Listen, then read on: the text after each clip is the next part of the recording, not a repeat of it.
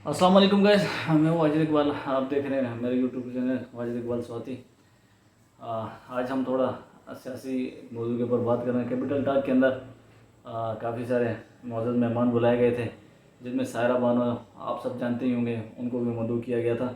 और इलेक्शन के ऊपर बात हो रही थी कि इलेक्शन जो है ना, राजा रियाज साहब जो अपोजिशन लीडर हैं, उन्होंने इलेक्शन के ऊपर कुछ बात की कि भाई इलेक्शन को जो है ना माशी जो है ना इमरजेंसी लगा कर इसको मुलतवी कर देना चाहिए, जिसके ऊपर मुख्तलिफ आराए से शो के अंदर आई। सारा बानो जो कि एक नडर और बेबाक खातून है, उन्होंने भी इसके ऊपर बात की और खुलकर बात की।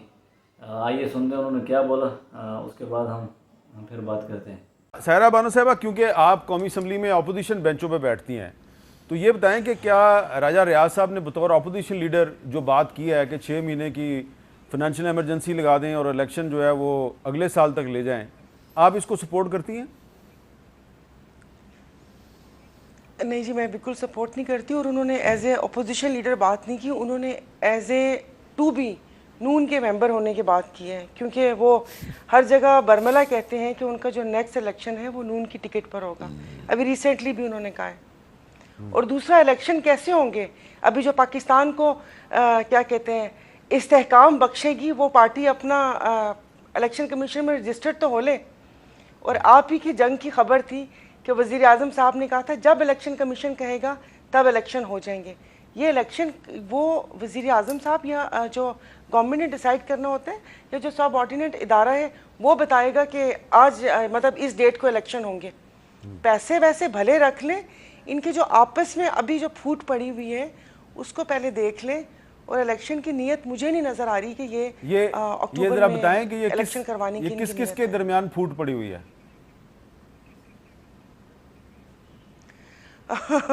मेरे से ज्यादा आपको पता है। थोड़ा सा आप भी बता ज़ाहिर है देना। पीपल्स पार्टी और नून की नहीं वो हो रही ना, सारा कुछ सबको ही पता है। अच्छा, तो अब ये थोड़ी थोड़ी सी खबरें तो आती हैं। अब ये कि ये इख्तलाफात, क्योंकि पीपल्स पार्टी तो शुरू से इलेक्शन करवाने के हक में है। अच्छा, तो ये थोड़ा जो मसला है ये दूसरी तरफ आ रहा है, और मुझे उनका भी नहीं पता चल रहा। मतलब इसमें तो मुझे लगता है जैसे वो मेन जिस तरह मौलाना साहब का किरदार है, लेकिन ये ज़ाहिर है वो जमहूरियत की बात तो करते हैं ना पीपल्स पार्टी वाले।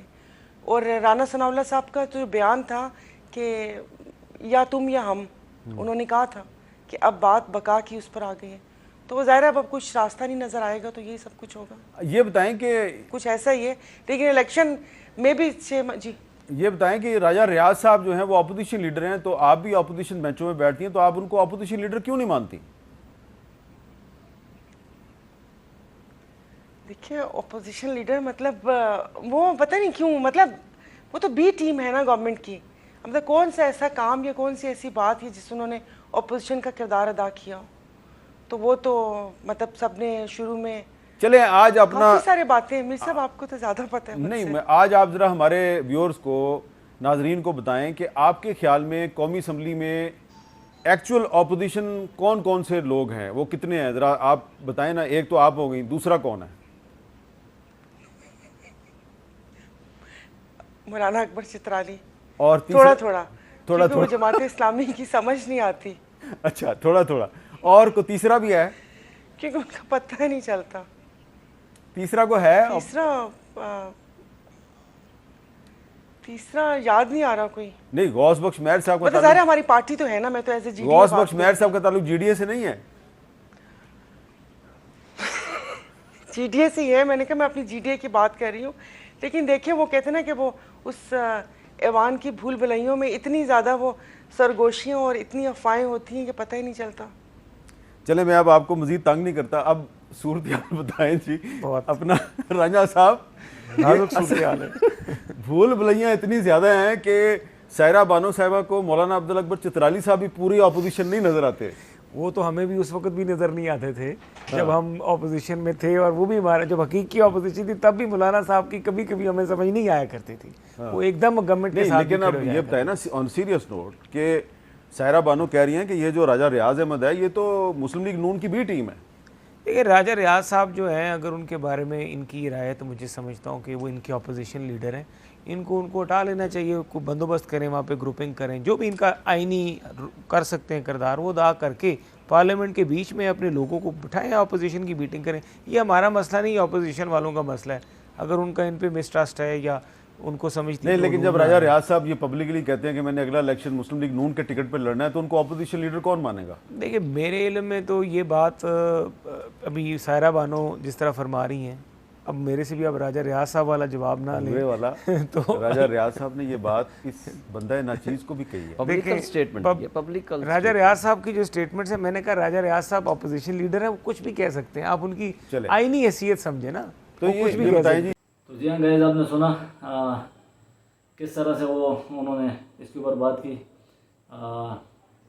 इलेक्शन जो है ना मुलतवी आगे नहीं होना चाहिए, इलेक्शन को वक्त के ऊपर होना चाहिए, चाहे कोई भी जीते, फेयर इलेक्शन होना चाहिए। और जो है ना इलेक्शन जो हमारा आइन है, जो कानून है, जो हमारा आइन कहता है, उसके मुताबिक इलेक्शन किसी सूरत आगे नहीं जा सकता। कुछ वजूहत है ऐसी, लेकिन वो इस वक्त पाकिस्तान में ऐसे कोई हालात नहीं है। अगर ये हुकूमत इस तरह करती है तो ये आइंदा आने वाली हुकूमतों के लिए एक नया रास्ता खुल जाएगा। कोई भी बहाना करके वो अपनी हुकूमत को आगे बढ़ा सकेंगे और इस तरह से जो है ना इलेक्शन को आगे मुलतवी करते जाएंगे। तो इसको जो है ना शराइत को तो मेरे ख्याल में नहीं पढ़ना चाहिए। आप सबसे गुजारिश है, आप कमेंट बॉक्स में बताएं कि क्या इलेक्शन वक्त पे होना चाहिए या इलेक्शन का आगे मज़ीद टाइम इलेक्शन के लिए देना चाहिए। इसके ऊपर सारे अपनी राय, कीमती राय से भी हमें ज़रूर जो है इन्फॉर्म करें। और जो है ना अगर आपको मेरी ये वीडियो पसंद आई है तो वीडियो को लाइक करें और चैनल को सब्सक्राइब करें, बेल आइकन को दबा दें। पाकिस्तान जिंदाबाद, पाकिस्तान पाइंदाबाद।